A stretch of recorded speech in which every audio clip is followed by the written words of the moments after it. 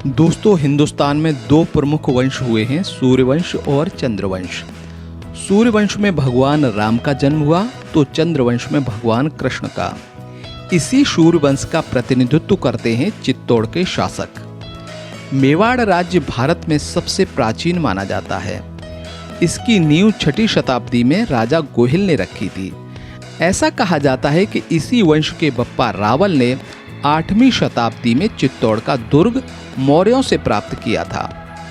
मेवाड़ के गोहिल वंश में अनेक प्रतापी राजा हुए हैं और पूरे हिंदुस्तान में अपनी आन बान और शान के लिए जाना जाता है।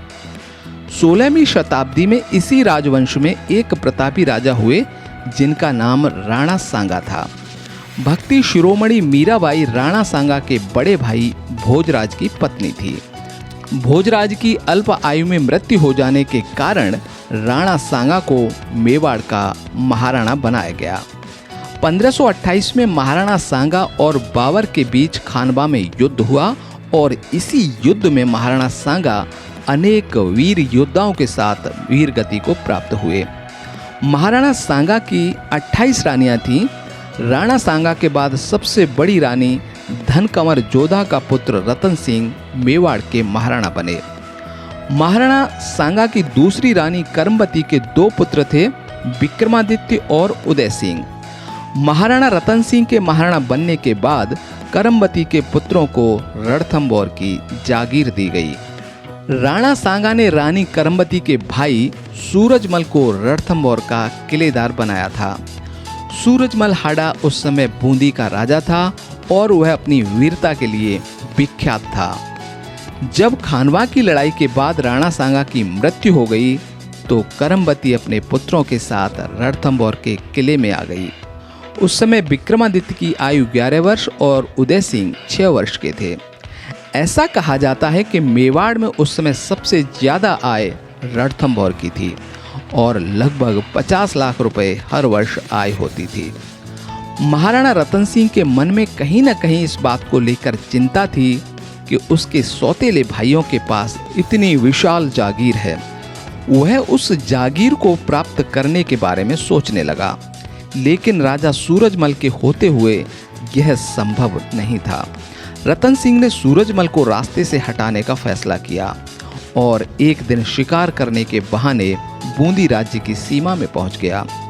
उसने राजा सूरजमल को शिकार के लिए आमंत्रित किया। राजा सूरजमल अपने साथी पूरनमल के साथ राणा रतन सिंह के साथ शिकार पर गया।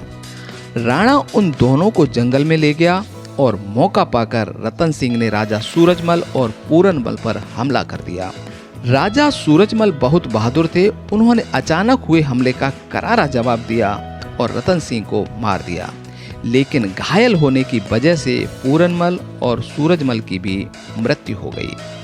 चित्तौड़ की राजगद्दी रिक्त हो जाने के कारण रानी करमबती अपने दोनों पुत्रों को लेकर चित्तौड़ आ गई और करमबती के बड़े पुत्र विक्रमादित्य को महाराणा बनाया गया। विक्रमादित्य के समय मेवाड़ की शक्ति कम हो गई थी। मौका पाकर गुजरात के सुल्तान बहादुर शाह ने चित्तौड़ पर आक्रमण कर दिया। रानी करमबती ये जानती थी कि चित्तौड़ की सेना बहादुर शाह का सामना नहीं कर पाएगी, इसलिए रानी करमबती ने अपने दोनों पुत्रों को रणथंभौर भेज दिया और मेवाड़ के थोड़े से विश्वास पात्र सरदारों के साथ बहादुर शाह का सामना किया। बहादुर शाह ने मेवाड़ के सैनिकों को हरा दिया। रानी करमबती ने सैकड़ों महिलाओं के साथ जौहर कर लिया। कुछ दिनों बाद मुगल बादशाह हुमायूं ने बहादुर शाह पर आक्रमण किया। बहादुर शाह पुर्तगालियों से सहायता प्राप्त करने के लिए नाव में बैठकर दीव जा रहा था। उसकी नाव समुद्री तूफान में फंस गई और बहादुर शाह समुद्र में डूबकर मर गया। बहादुर शाह की मृत्यु के बाद विक्रमादित्य और उदय सिंह चित्तौड़ आए। यहाँ पर तैनात बहादुर शाह के सैनिकों को मारकर भगा दिया और चित्तौड़ पर फिर से अधिकार कर लिया। महाराणा सांगा का एक बड़ा भाई था पृथ्वीराज। वह बहुत बहादुर था, उसी को महाराणा बनना था, पर पृथ्वीराज की असमय मृत्यु हो जाने के कारण राणा सांगा को चित्तौड़ का महाराणा बनाया गया। पृथ्वीराज की एक दासी थी जिससे उसके एक पुत्र हुआ। उसका नाम था बनवीर। बनवीर बड़ा ही महत्वाकांक्षी था। वह चित्तौड़ का महाराणा बनना चाहता था। उसे पता था कि चित्तौड़ की शक्ति क्षीण हो चुकी है। उसने विक्रमादित्य और उदय सिंह को मारने के लिए षड्यंत्र रचा। चित्तौड़ के किले के बाहर एक भोज का आयोजन किया और रात्रि को लोगों के मनोरंजन के लिए नाच गाना रखा गया। किले के सभी लोग समारोह देखने चले गए। मौका पाकर बनबीर विक्रमादित्य के महल में घुस गया और विक्रमादित्य की हत्या कर दी। फिर उदय सिंह को खोजता हुआ उदय सिंह के महल में जा पहुंचा। क्योंकि उदय सिंह की उम्र उस समय बहुत छोटी थी, इसलिए उनकी देखरेख के लिए पन्ना गुजरी को नियुक्त किया गया था। पन्ना गुजरी का जन्म चित्तौड़ के पास पांडोली गांव में हुआ था।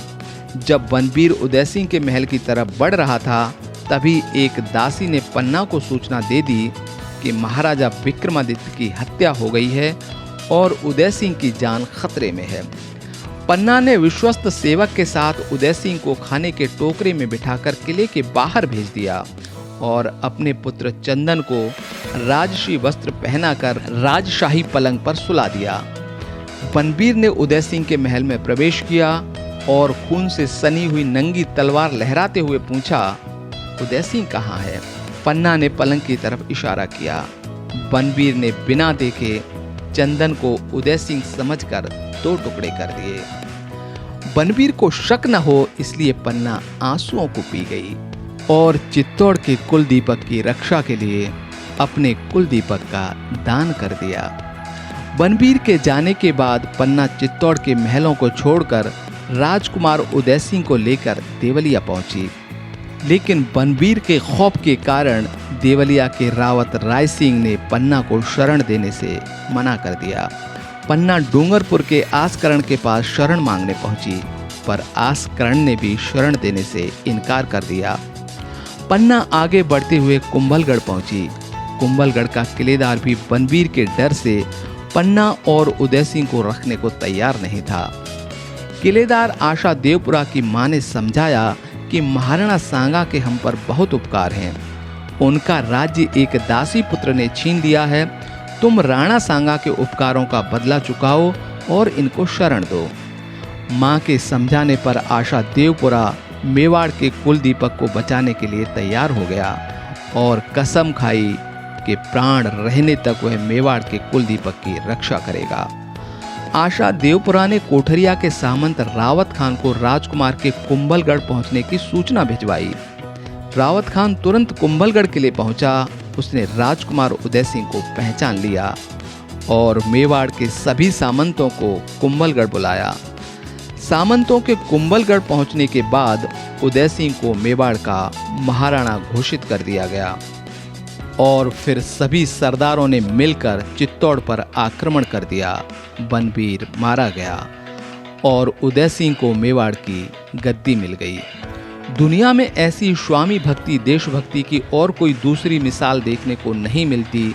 जिस प्रकार पन्ना ने अपने पुत्र का बलिदान कर मेवाड़ के कुल दीपक को बुझने नहीं दिया और उसी दीपक ने आगे चलकर पूरे हिंदुस्तान को रोशन कर देशभक्ति की नई मिसाल पेश की। उदय सिंह के बाद महाराणा प्रताप ने भी पन्ना के त्याग की परंपरा को कायम रखते हुए अकबर से जिंदगी भर संघर्ष किया। हिंदुस्तान को आज अपनी इस जमी पर फक्र है जिस जमी ने पन्ना जैसी नारी और महाराणा प्रताप जैसे सूरवीर दिए। ऐसी धरती को मेरा शत शत नमन।